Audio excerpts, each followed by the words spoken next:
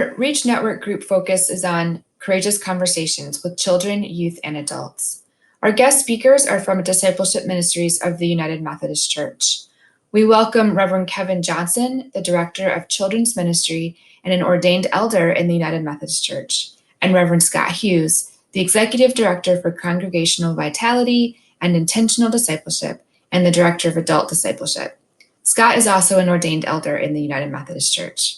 We are excited to hear what they have to share with us today about this topic, especially in light of all the points of potential discussion and disagreement in our world today. Scott and Kevin, I turn it over to you. All right, so I'm going to start us off. I'm going to kind of talk a little more broadly about courageous conversations to get you a feel for what exactly that is, what I mean by that, and then we're going to transition to where Kevin and I are going to sort of talk back and forth a little bit about what this means for children and youth, what it means for as you are ministering not only to children and youth, but to their parents. Right. I mean, that's the reality of children and youth ministry is you're dealing with both, whether you want to or not. You have to deal with both. And I think you'll see application just to general life conversations, whether it's marriage, friends, family, because we all have those difficult conversations. Or if you're like me, you just avoid all those difficult conversations that you can with family. I joke, but it's true. I'm a professional conflict avoider. I've been to counseling over this, so I guess that makes me a professional in some ways. Maybe I'll share that story. Maybe you'll get lucky and I won't. I'm going to go ahead and share my screen. Nope. Kathy, will you allow me to share my screen? And then I'll share my screen. Got a PowerPoint for you. And as we do this, I'll go ahead and tell you, feel free to type questions to chat panel. You're not going to bother me when I'm talking to say, Scott, can you say that again? Or, I got a question. You can type that in the chat panel, or if you're just really burning and you need to unmute yourself and ask, that's okay with me too. You will not bother me, I promise. I'm more than happy to make this a conversation. Zoom goes well when it's a conversation. Zoom tends to go bad when it's just talking heads. So I am more than happy to make this as conversational as you would like. I noted Kathy said earlier, y'all are quiet this morning. Hopefully I can change that up a little bit. So there you'll see my crazy title again and Kevin's title. I won't make you remember or repeat my title. That's fine. No worries. Just a reminder, we come to you from Discipleship Ministries. We are one of your agencies in the United Methodist Church. And you hopefully have seen our mantra about seeing all the people, and this is not about fixing churches. And also World Service Funds, right? That's how we come to you through your apportionment dollars. I always like to give pictures of family so you see kind of what I'm coming with, all right? There's my family. The tall one on the left there, he's graduating from high school, so we're in full high school graduation mode. Ooh, man, it's coming crazy. Interestingly, my kids go to different high schools. We got rezoned, so I have a senior at one high school and a sophomore at another. That makes life more fun. Then there's my beautiful wife of 22 years. We just celebrated 22 years a few weeks ago. Kevin, tell us about your family. My family has a lot less hair than Scott's family. Our oldest son is graduating from the University of Kentucky Department or Physical Therapy School in August. My daughter is a ballet dancer major from the University of Cincinnati, and she is actually co-oping in Nashville with the Nashville Ballet. So we've got her back in our house for a little while, and she's asleep next door. So if you hear somebody rumbling around in a little bit, that's her waking up probably. Our youngest is a freshman in high school, and he wears us out completely. And so we're just trying to get him out graduated and get through the college experience for him without just killing each other. So we've been in Nashville, like Kathy said, just for a couple of years, but I served on church staff as associate pastor as well as children's ministry leaders for several churches in the Kentucky conferences, where I came from. So yeah, that's good. Thanks, Kevin. I guess I should have added that as well. I was on staff as an associate pastor for 9 years. 9 years as an associate pastor, that's fun, and 4 years as on a 3-point circuit. So I've done both of those fun things. I'm going to center us. I know we've done some centering work already, but I'm going to center us for this portion with a passage from Ephesians 4:1-6. Therefore, as a prisoner for the Lord, I encourage you to live as people worthy of the call you receive from God. I know that's a challenge for me most days, right? Is living people of the worthy of the call we've received. Conduct yourself with all humility, gentleness, and patience. Accept each other with love, and make an effort to preserve the unity of the Spirit that ties you together. You are one body and one Spirit, just as God also called you in one hope. There is one Lord, one faith, one baptism, and one God and Father of all, who is over all, through all, and in all. And then this is from the Book of Discipline, that thing that we usually only bring out when we want to make a point. And I always kind of joke with people that we sit around and read the Book of Discipline all day long. We don't. But I found this passage when I was doing something else. I was actually looking, I think, small group stuff, and reading paragraph 219 on mutual responsibility of membership. And it says this: faithful discipleship includes the obligation to participate in the corporate life of the congregation with fellow members of the body of Christ. A member is bound in sacred covenant to shoulder the burdens, share the risks, and celebrate the joys of fellow members.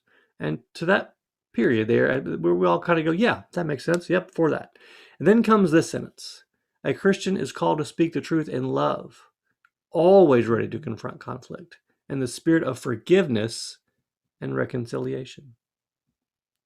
That last part, like I said, I've been in 2 very different church settings.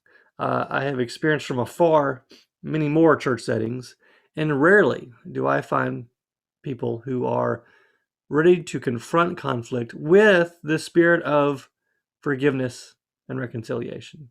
I have met people who are ready to have conflict, but they don't often come in the spirit of forgiveness and reconciliation. And so part of what we're going to be doing today is talking about how do we foster the environment that encourages a spirit of forgiveness and reconciliation. So this next exercise is going to require some participation from you. I'm going to show you a series of 5 images, and I want you to pick an image that describes how you feel about having a difficult conversation with a family member or friend. So this is family member or friend. An image that describes or illustrates how you feel about a difficult conversation. So just type that in the chat panel, and I'm going to show you 5 of them. And I'm going to do my best not to make any commentary so that you can look at them as subjectively as possible.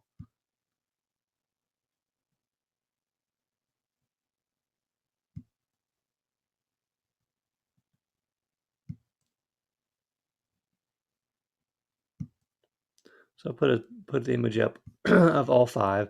So just type in the chat panel which of those 5 which of those 5 images illustrates the feet hiding her face. Yeah.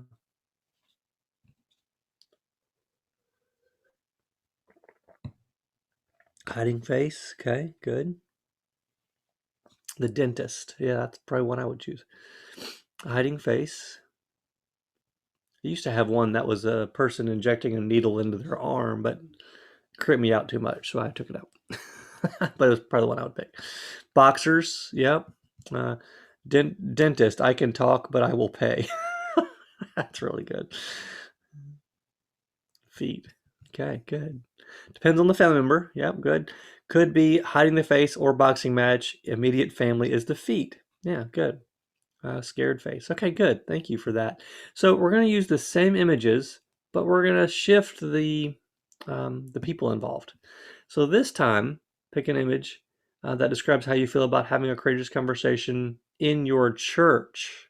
So which would you choose? Might be the same one, might be different. If you were to have a difficult conversation in your church setting, whether that was the whole church, whether that was in children's ministry or youth ministry, still the feet. Okay, good. Kind of we're all in it together, maybe. Yeah. The dentist. Yeah. Been in those churches, had those conversations. Circle of feet. Dark pathway in the woods. That's a really popular one. I'm surprised that's the first time that one's come up. There is an image of an elephant in the room or sweeping it under the carpet. Yeah, very true. No, that certainly would be true for my family. Yeah, absolutely. Okay, so switch from hiding face to feet, usually the feet, but occasionally the lonely forest. Okay, dark woods. Yeah, a lot of people like the dark woods as sort of this pathway, but we're not sure where it's going. Right? Yeah, good. All right, we'll move us along. Thank you for engaging that. All right, so a little more grounding scripture here. This comes from Nathaniel, the end of John chapter 1. Philip comes to Nathaniel and says, "Hey, we have found the Messiah, and he comes from Nazareth." And what is Nathaniel's response? Just unmute yourself and tell us, for those who remember the story. What does Nathaniel say to Philip when he says, "We have found the Messiah, and he comes from Nazareth"? Nothing good comes from Nazareth. Can anything good come from Nazareth? What is Nathaniel's assumption about Nazareth?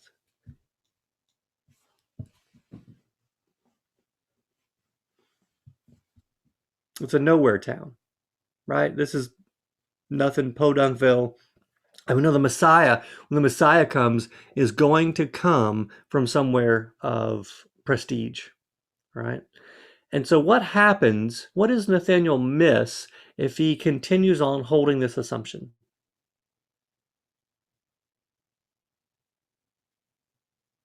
This is where you can give your Sunday school answer. Jesus. Right? Like the biggest thing ever, right? Now, what's one of the things that's interesting about this passage is, what does Philip say next? Does Philip say, "Hey man, you're wrong, and 2,000 years from now, people are going to flock to Nazareth"? That's not what he says. Come and see. Thank you. Yes. Come and see. He just invites him to a journey, right? Just let's do this. Let's walk together. So Nathaniel had to reassess an assumption, and we see that he does, right? And becomes a follower of Jesus. So my question to you is, name a time, or actually you can just think of a time, or you can feel free to type in the chat panel if you would like. That would be fine. Name a time you had to reassess an assumption. I'll name a big one for me, although I can think of lots. I went to Asbury Seminary, like Kathy, and I went to Asbury Seminary in 1999 as a, what I've been, 23-year-old, 24-year-old, and I went into my Old Testament class as someone who believed in a strict 7-day literal creation. After about 2 classes in my Old Testament, I had to do some real assessing of not just how I read Genesis 1 and 2, but all of Scripture, and was really life-giving for me. And so now I'm thankful that I had to reassess that assumption. So can you name a time that you had to reassess an assumption? Sometimes that's minor, sometimes it's large. Can you think of a time you had to reassess an assumption? Anybody willing to share a story? God, I just assumed pastors only worked 1 hour on Sunday mornings, and I was wrong. That's a good one, Kevin. That's a good one. Yep. Nichia, am I saying your name correctly? I apologize if I'm not. Says, on this lifetime path of racial equity.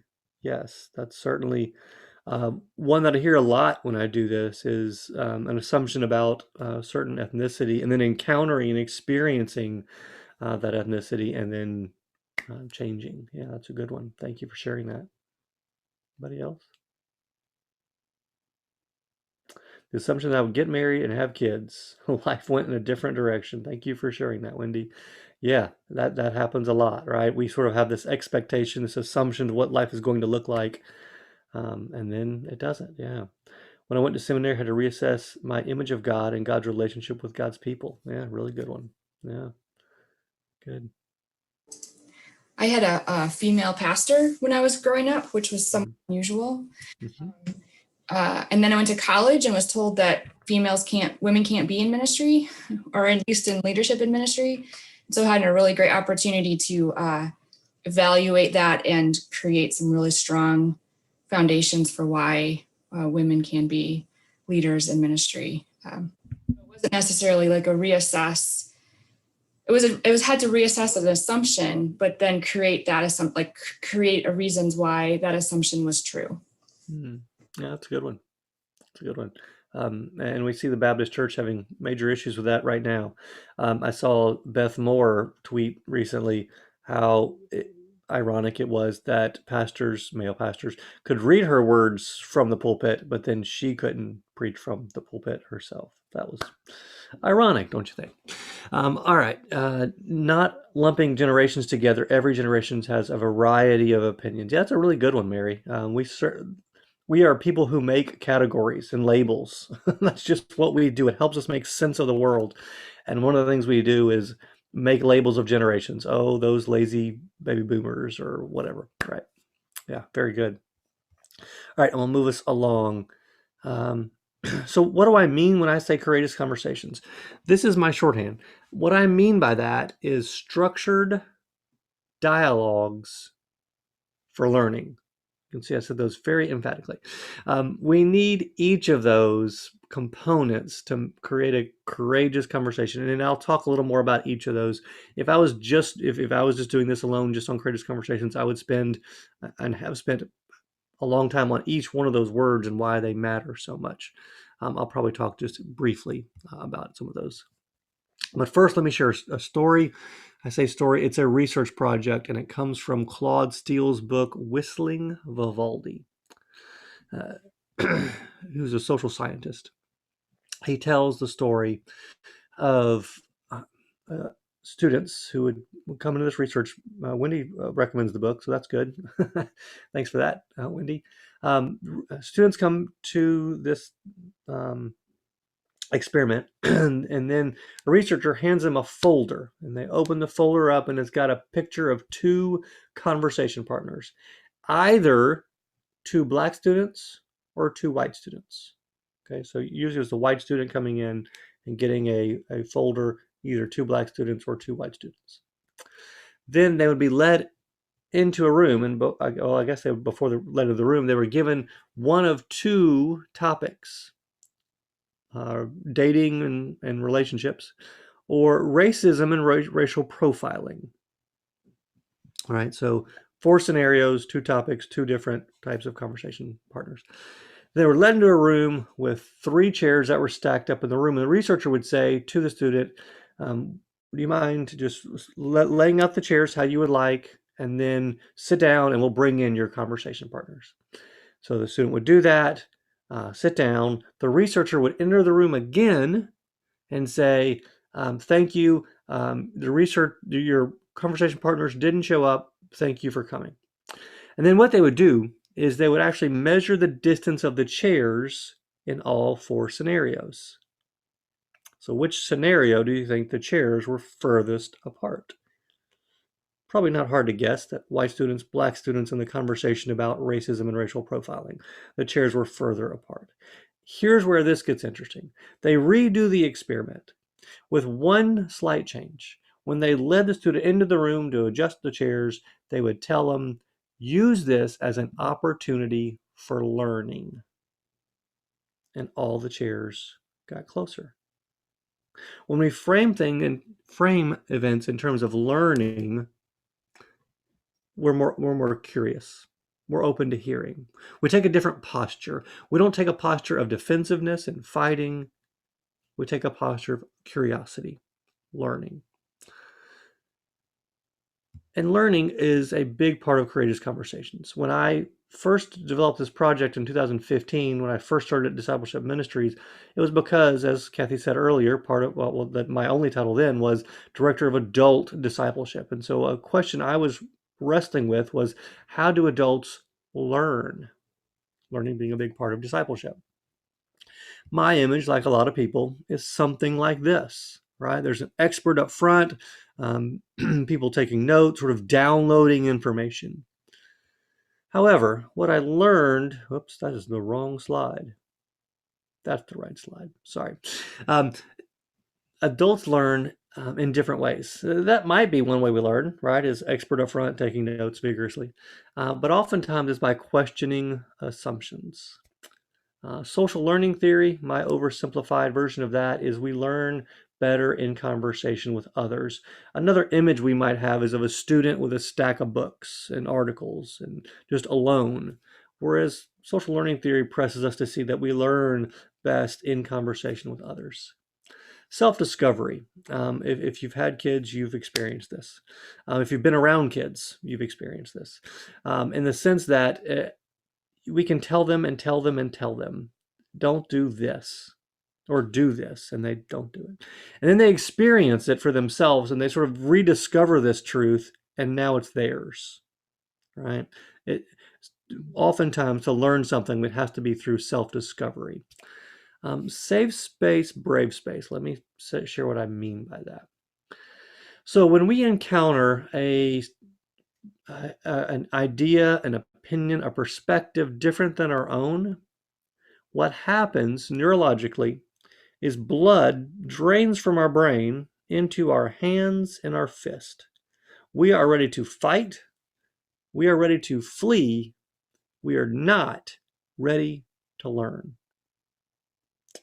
So when I talk about a safe space or a brave space, I'm talking about fostering an environment where blood remains in our brain and we can hear from one another and learn from one another. And that's a hard posture to maintain just by nature, right? Just by our human nature. And so it takes work, it takes effort, it takes discipline, it takes spiritual practices to help us be in the position to be curious, to learn from one another. Now, let me say one more thing before I'm going to bring Kevin into the conversation and we'll move in a little different direction. So when I talk about courageous conversations, the idea is that we're about learning and we're going to focus on the relationship, which means we're going to ask questions. And this is going to be one of many conversations. Too often we sort of stress ourselves out about, we've got to have this conversation and I hope it goes well. And oftentimes a little bit of our stress can be relieved if we'll see that as one part of the conversation and not the whole. I guess the last thing I'll say, because I didn't include it in a slide, and I usually talk about it. So I've mentioned here structure, right? The need for structure helps us neurologically to learn. Dialogues, what do I mean by that? What I mean by that, I always contrast it with debate. And debate is what's modeled for us, right? When we have presidential debates, they are not there to learn, right? They are there to find a flaw in the argument and attack it and win, right? As soon as it's over, the talking heads ask, who won? Right? That's a debate. Now, there are some limited times for debate, not suggesting that there is not. But oftentimes what we need are dialogues, and that is a willingness to learn from one another, where we're questioning not just their assumptions, but our own assumptions. And we focus on the relationship, right? The goal is we're going to have a deeper, better relationship through this dialogue rather than a debate where it's just, I just want to defeat you and we're done. Right. All right. So let us, well, before we get into how do children learn and the distinctions here, questions or comments? Anything that I went over too quickly? Anything that was unclear?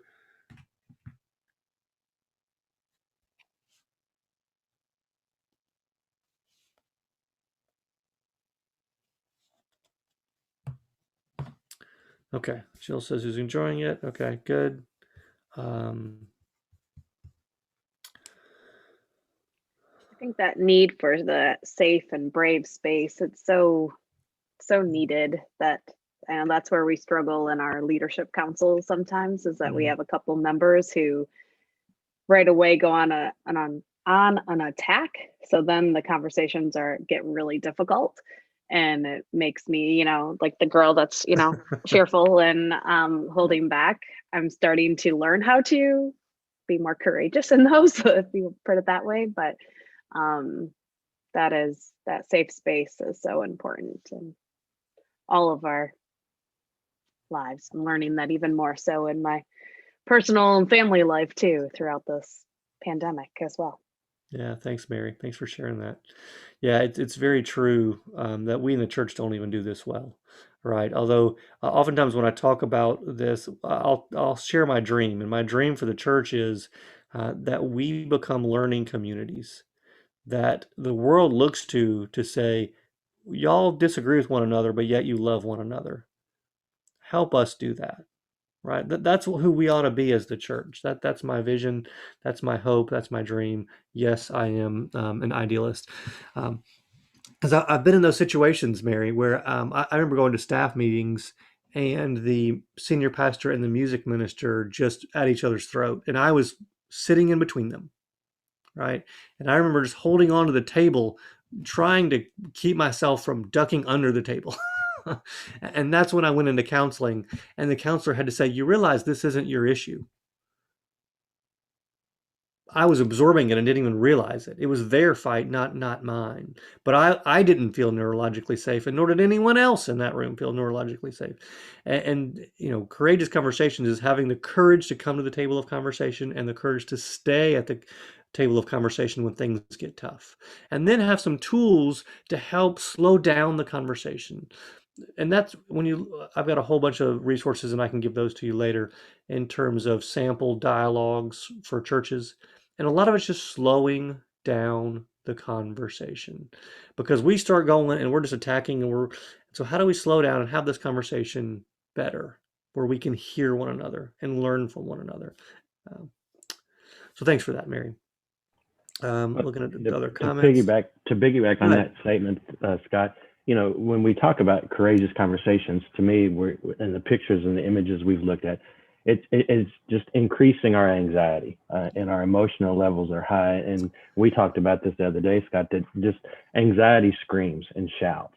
And as we're in these conversations, we can't have, and I appreciate the fact that so far this whole session, this webinar, everybody's tone is, and Kathy kind of described it as everybody's tired, or very quiet, but we're also very paced, deliberate, and we're not screaming or talking over each other. And there's a pace and that creates that opportunity to dialogue. The other thing that I'd like to remember is when we say dialogue, there's a huge piece of listening that needs to be involved. That's right. So many times in meetings where we're faced with these anxieties being risen, we become defensive, we become deflective. We're not active listeners. We're not hearing the other person. And I always challenge people with the question, are we listening or are we truly hearing the other? And is there a difference? And so part of the dialogue conversation begins with listening. Yeah, that's really helpful, Kevin. And I'll build on that by saying, and we listen because that other person, as much as we may dislike them and disagree with them, they too are made in the image of God.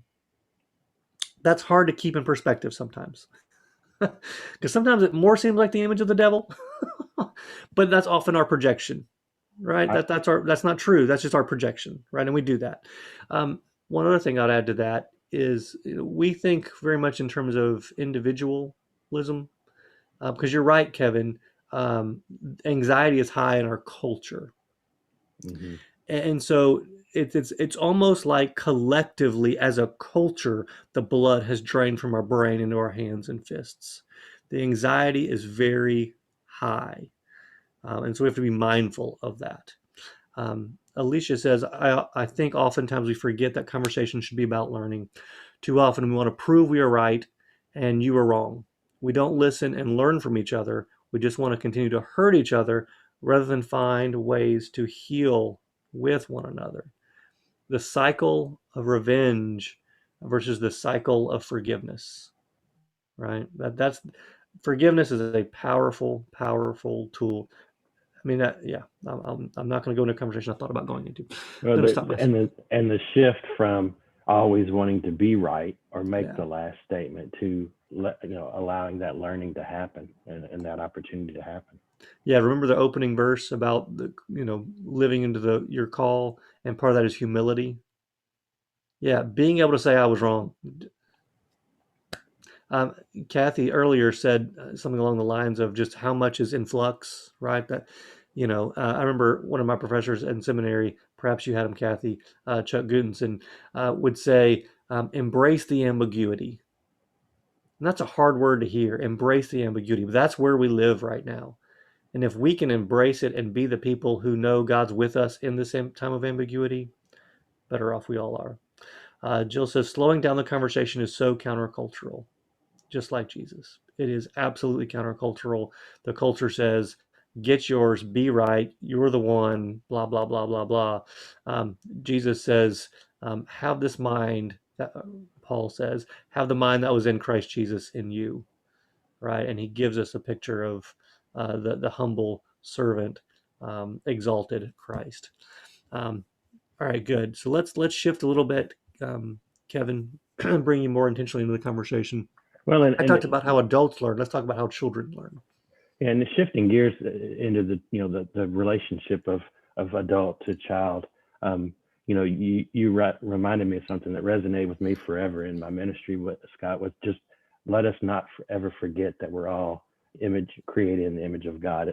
There was a situation very early in my ministry career, where I was on staff, and the church had a daycare preschool, and one of the little preschool kids was just acting not like Jesus, let's just say. And the retired pastor that just kind of hung out all the time, he was very, very old. But everybody knew him, and the kids in the preschool just thought that was God. That's who they referred to him as, because he was so old, he must be God. And he corrected the kid, the child that was doing something wrong or inappropriate.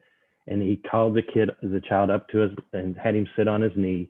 And he kind of, gave him the discipline. But then at the very end, he said, and remember, more than anything, God loves you, and so do I. And then he set the child down and he went off to the rest of the class. And I just never forgot that was the last statement he made to that child, and the child remembered. And fast forward many, many years, and I had to chase a kid out in the street during VBS and physically restrain him. That's a whole other story that we don't have time for. But after physically restraining him for hours, and we were both just exhausted in the hallway, he looked at me and he said, I think I need to go to the hospital and get my medication changed. And then the next day he called and wanted to know if he could come back to Bible school after he acted up. And I just remembered that statement. And I said, of course you need to come back. And I want to sit next to you at dinner and remember God loves you more than anything, And I just remember how impactful that was in that conversation between adult and child. And children need that. And they don't hear it enough, and they don't get it necessarily as much at home or in their environments in the community. So we need to be the ones to always remember that. So how do we kind of transition into talking to from caregiver or adult to the child? Are there differences? And some of these are very similar to having courageous conversations with the adult. But some of the things we need to remember when talking to the child, I made the mistake, as I'm sure all of us have in life as a parent, that we vowed before we ever had kids, we'd never say, when the child asks why, so many times, because I said so. And when you say that and you feel those words come out, you're like, oh no, I've done it. And so we need to be understood that, this is part of that conversation with the child.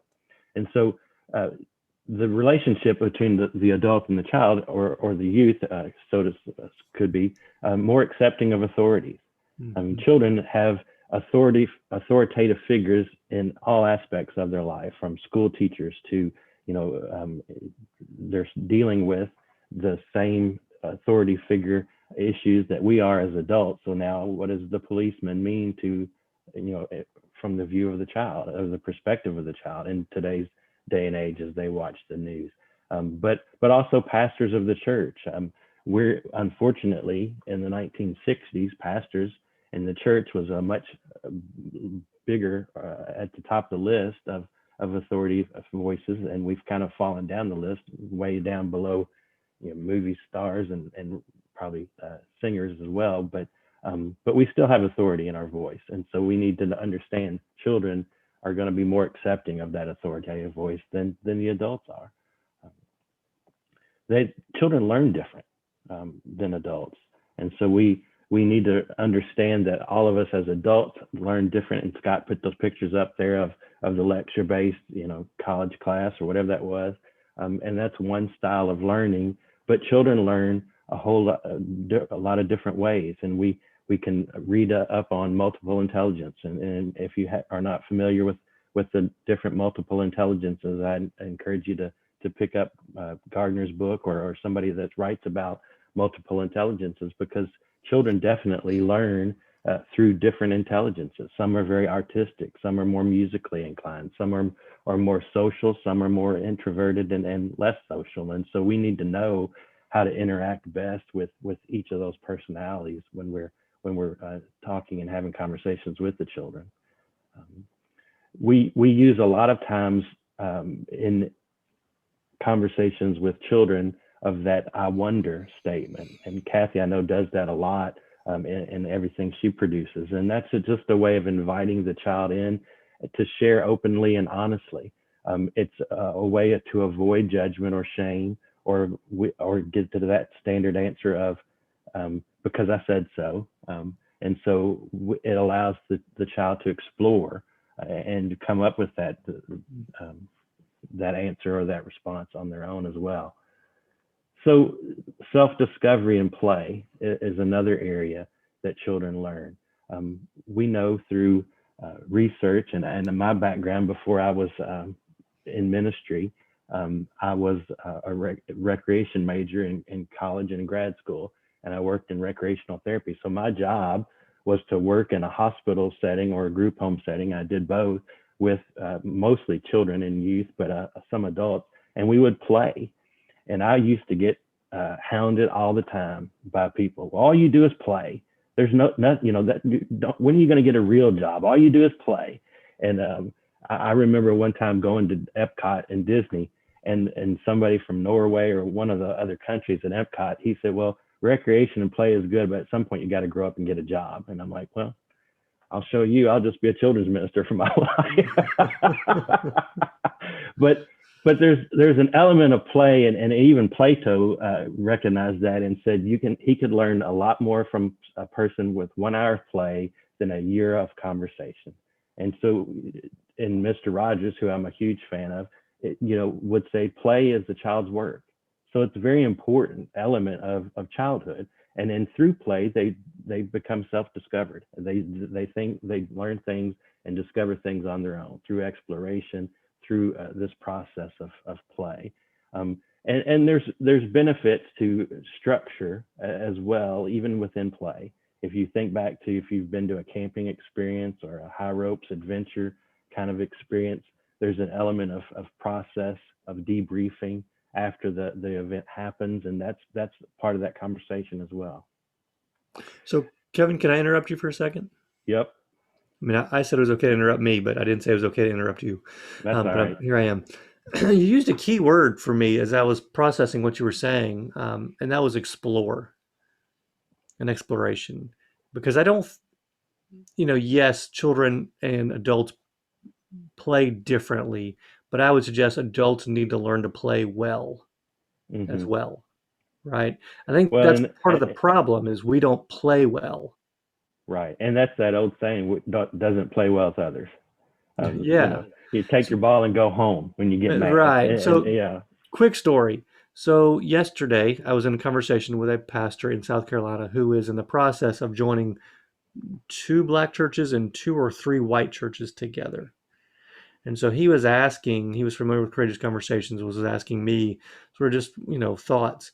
And my one thought was find ways to play together. And I hadn't really thought about it in terms of exploration, but I'm rethinking it now in terms of what you said. Like that's really what I was really getting at was explore some ways you can be in relationship with one another. So instead of having this intense, courageous conversation, what if we had a picnic? Right? That's a way adults play, right? They're in a relationship with one another, right? Play's not always, let's go play kickball, right? Play is often over a shared meal and things like that. So those can be ways we help adults play. Sorry for the diversion, but I hope that was helpful. Go ahead, Kevin. And Alicia put in the old count to 10-second breathing time. And that's, we all can remember that, and that resonates with our childhood for a lot of us of, just take a minute. And I found myself, I spent a year working as a chaplain in a hospital and found myself telling people, everybody needs a minute. They just need a moment. And when people die and pass away, it may be years from now. All of a sudden, you just kind of break down, and emotions come to you that you're like, where did that come from? And I said, that's a moment, and you need to take those moments. The same things with when our anxieties are driven up and rising. We need to just take a step back, either physically and or emotionally or both, and just say, okay, I need to take a break. I need to take a deep breath. I need to count to 10. I need to say my favorite scripture verse or whatever that's going to calm me down. Because even if that means sending an email to someone, and my dad is notorious for that. He'll send an email and say whatever he wants because he doesn't have to face-to-face encounter him. But take time to review it before you click send. Read it over. It's the same thing with talking to, because you can't get that back. Yeah, I made that mistake this week. You can't make that retraction once it's out there.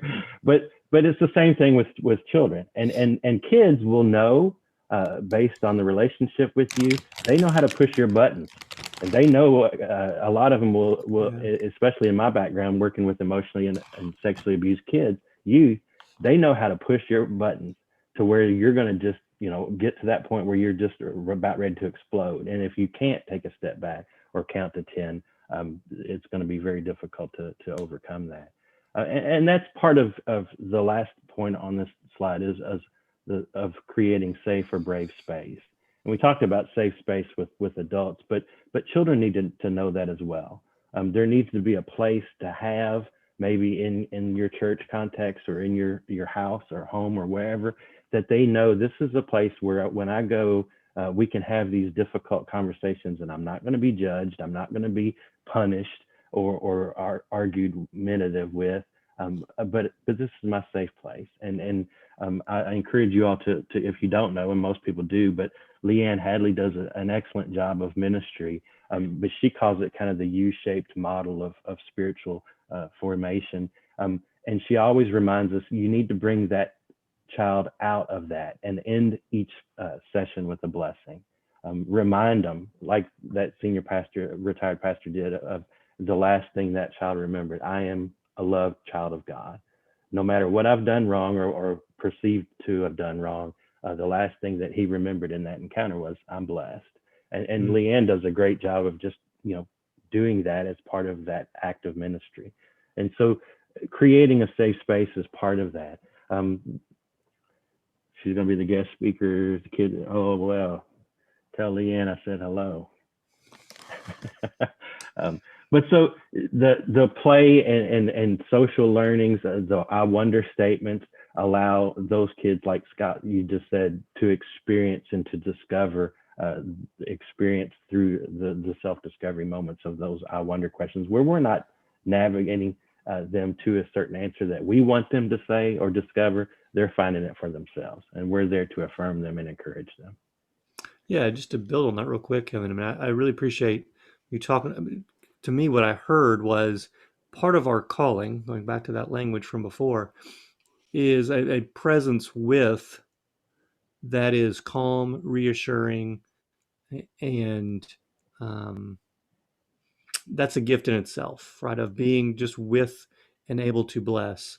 I see some comments about the circle process and talking sticks. So real quickly, here's one of my favorite talking sticks, the little 2-minute game timers. That's what I went and grabbed. So these, what's great about these is talking sticks is when they're done, you're done talking, right? So it's got a little built-in timer. So that's what we use in Courageous Conversations, what I recommend for a talking stick, so that it limits the conversation, right? You get 2 minutes and you're done talking. It's someone else's turn. Pass it around. The other thing I noticed was that, people saying take 10 seconds. One of the other tricks I use or techniques I use, when I ask a question, I give a full minute of silence before anyone can talk. And that's process time, right? Let's process. Now that's for adults. Children, you may make that 10 seconds. Adults may not sit still for a full minute, but I also know some adults who have a hard time sitting still for a full minute. But those are great structured tools to help slow down the conversation so we can hear one another. And we've been blessed now with just Zoom and we can just mute your mic if you talk too much. But one of the things that I've learned in Zoom calls, and Scott, you told me, you know, when I started doing Zoom calls, and I'm the new guy, and this is all new to me as it is to probably a lot of us, but that pace and that quiet moments of silence are very powerful. And your suggestion is just take a drink of water and let people kind of unmute or talk when they want to, rather than try always fill that silence. And I equate that to what the year in the hospital. I remember early on meeting with my chaplain supervisor and say, what if I say the wrong thing? Like this is major trauma and anxiety and grief. You know, their loved one has just died or going to die. And what if I say the wrong thing? And he looked at me and he said, sometimes you don't have to say anything.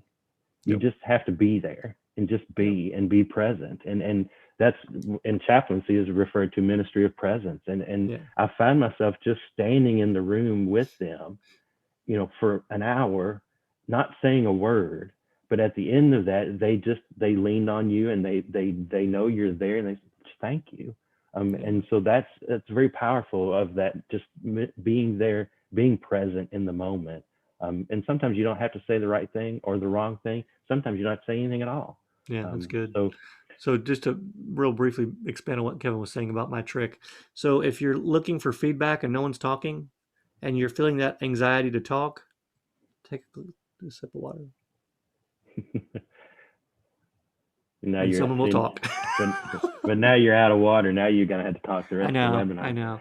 All right, let's keep moving here. And one last thing, and then we'll move on. But when creating safe space, some of y'all mentioned just the talking sticks and not talking over, giving everybody to create some rules and rituals around that safe space, and let the kids become involved in establishing those boundaries and rules. And so then, if you get to a point where you say, okay, this is our opportunity to have conversation, and then, you know, okay, what do the rules say? You're talking, it's not your turn to talk or whatever. They have buy-in in creating the rules or the policies that go with this safe space, then they're completely going to honor them as well. Yeah, and in safe sanctuaries, we refer to that as the covenant. Right. And that may or may not resonate with children and youth, but for adults, this is the covenant. And what's so helpful about guidelines or covenants is they become objective.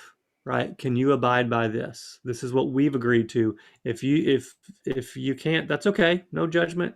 This isn't the conversation for you. But for those in this conversation, here's the guidelines.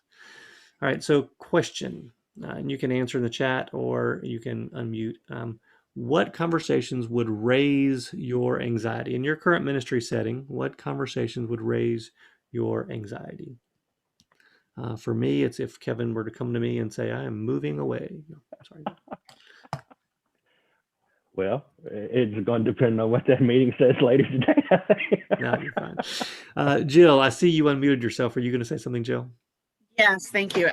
So the conversations that we currently have that raise my anxiety are around how we will be prayerfully exiting the pandemic, like how our spaces and practices and traditions and rituals will sort of slowly, which is not the favorite way to do it.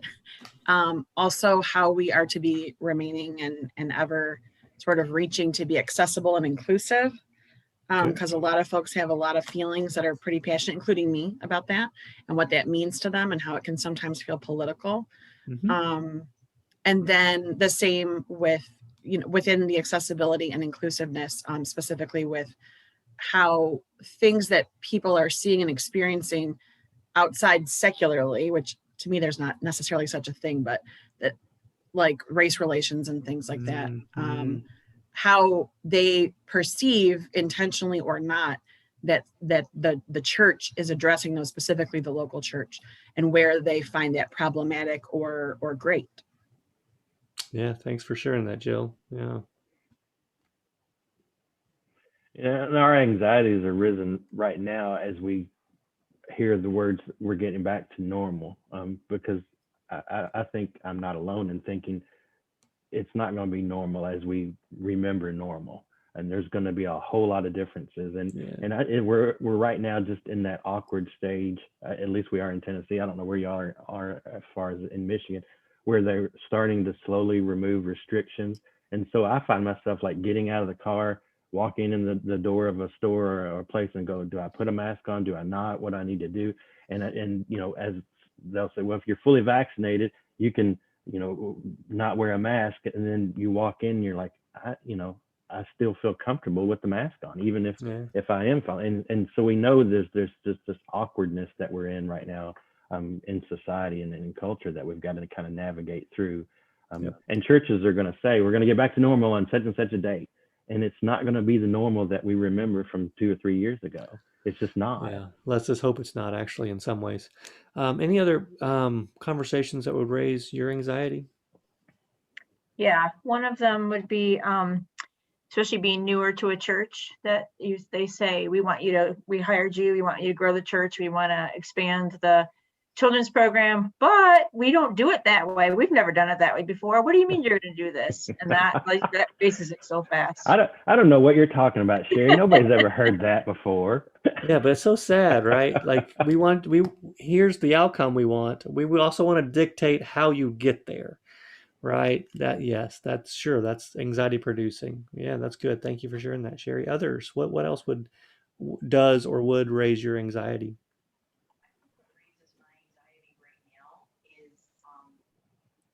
I would very much like to help move our congregation. Alicia, you're talking, but we're having a real hard time hearing you. Sorry, my mic was up. There we My go. microphone was over here because I hadn't been talking. I think what's raising my anxiety right now is I would very much like to see our church move to a more laity driven rather than staff driven, because for so long it's just been, we'll just hire somebody to do that. Right. And I'm the deacon in the congregation. I'm the children and youth minister. And so I'm trying to do that with children's ministry and with youth ministry, and it's difficult. But when you have people in the church, there were conversation just the other day with our pianist and the guy who's running our tech, and they're both lay people, and the pianist says to the tech person, well, we just really need to hire somebody to be the tech person. We just can't depend on everybody in the church being able to do that. We just really need to hire somebody to do that. And I was like, right? Where's the money coming from, right? Where are you going to hire these people? How are you going to hire these people? Not for $11,000 a year, right? That's right. Yeah. The capitalist answer to everything. Throw money at it. Yeah, thanks, Alicia. Wendy, I saw you had your hand up. Yeah, our church is working a lot on racial justice issues, and that's awesome. And I hope to be at the forefront of it. But I'm always cognizant of the fact that there are times in the past where I put my foot in my mouth in those conversations. And, it just, even though I'm really glad we're having those conversations, we're in a diverse town, and yet our church is not that diverse. It doesn't reflect the diversity of the town for sure. And, the kids who are representing minorities are very, in small numbers. And I'm always stressed about thinking, are they feeling like put on the spot to represent, their race, and how are they receiving this conversation? So it's just anxiety producing, from different aspects. And I'm glad our church is talking about these things. And I hope it's a good model that we're at least bringing the conversation up. But there's always the potential for someone to, there's just, potential for difficulties from a variety of vantage points, Yeah, that's good. Thanks, Wendy. And your dog is very excited and passionate about that as well. Yeah. I'm mindful of time, so we'll move us along. Just so we make sure. Oh, wait. Adrian, yes, raise your hand. Yes, go ahead. Yes, hello. So one issue that has been brought up, but that's lots of anxiety for me, is and I apologize, I don't know the official term, but like the United Methodist Church is going to vote and split.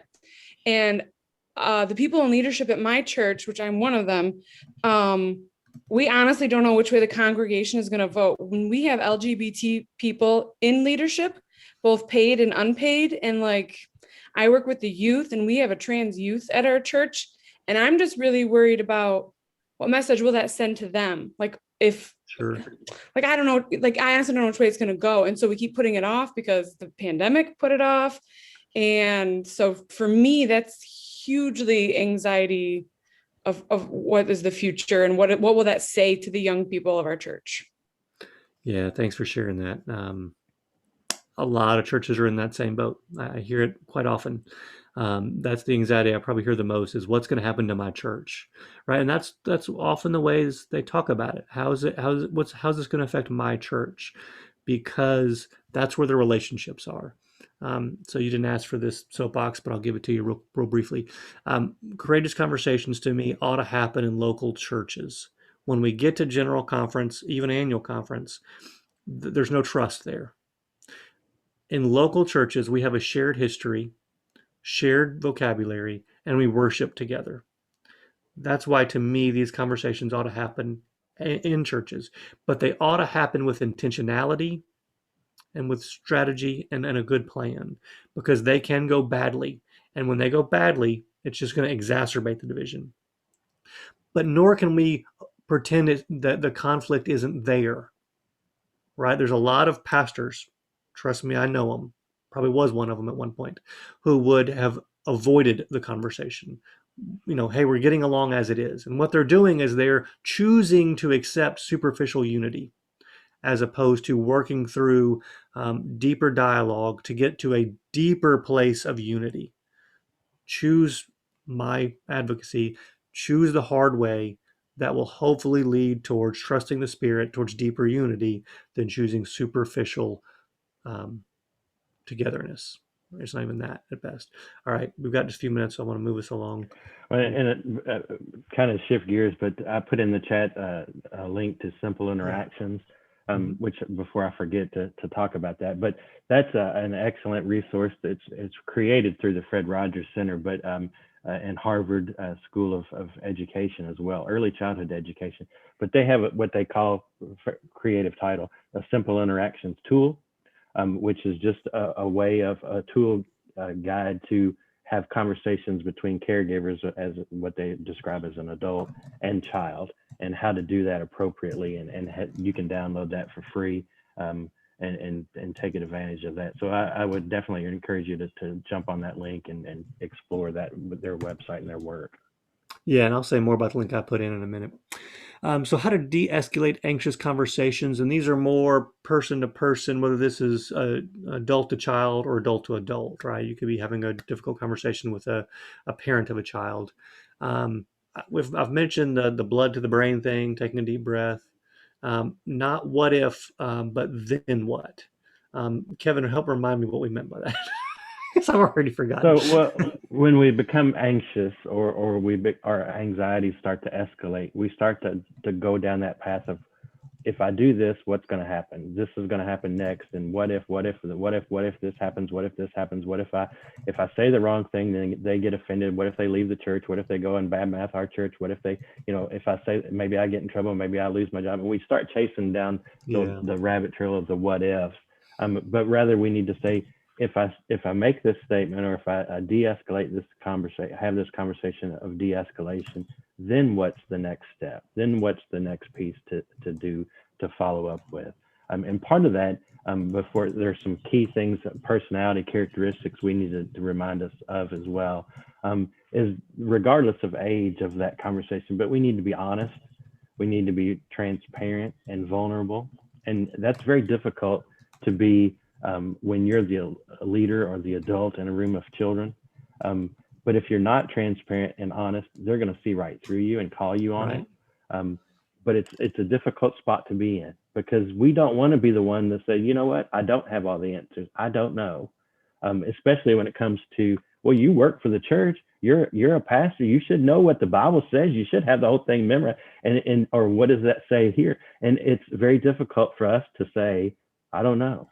And so a way of combating that is to say, I don't know, let's explore and let's discover the response together. I had a situation where when I worked in a group home of teen pregnancy, and she had come from another location where they told her that a 16-year-old girl that got pregnant, the baby was going to go to hell, and so was she, because it was wrong. And so she came to our location convinced that's what the Bible said. And I said, well, let's find that in the Bible. And we explored it and we looked through it. And so, it was an opportunity to explore together. But I had to be vulnerable to say, well, be transparent and honest with her. And that's just so powerful with dealing with children, especially. Kevin, if I can interrupt, or maybe you were done, going back to the Nathaniel Philip conversation, right? Come and see. Right. Let's explore this together. I do remember the bullet point on responding versus reacting, right? I mean, when I find myself reacting, things don't go well. But when I take a minute and respond, I usually respond better. And that's a difference of posture. It's also probably a difference of blood flow in my brain, right? When you react, you're just reacting. Whereas responding, it's taking a minute. Let me think about this from a different perspective.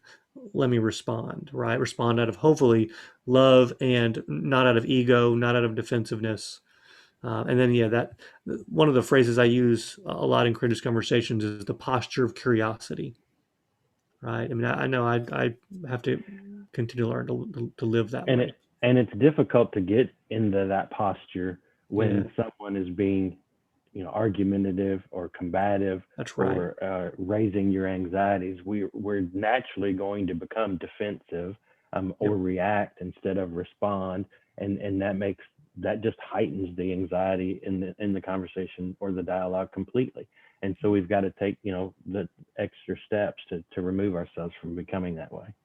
That's right. And acknowledging their anxiety is their anxiety, not my anxiety. I don't have to take that on. And that's right. Something I constantly have to live with, right? Because I do that by nature, is take on other people's anxiety. And if you're deep enough in relationship with someone else, they're going to know what buttons to push and what to get you to become defensive rather than responsive, and they're going to push your buttons, and you have to know what those buttons are for yourself too, and know that relationship, and just take a step back and go, I know what you're doing. You don't have to say that to them, but just, I know what they're doing. They're pushing my buttons and it's starting to work, so I need to take a step back and navigate it differently.